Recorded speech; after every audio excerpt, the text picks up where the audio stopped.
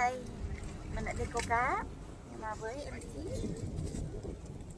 Lần đầu tiên cho tí đi câu cá ha. Rồi dạo biển chút cho con nha. Và mọi người hôm nay chơi những gì?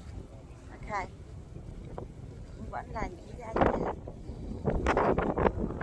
Em có gì ở đây rồi đi ha, không có sợ gì đâu này.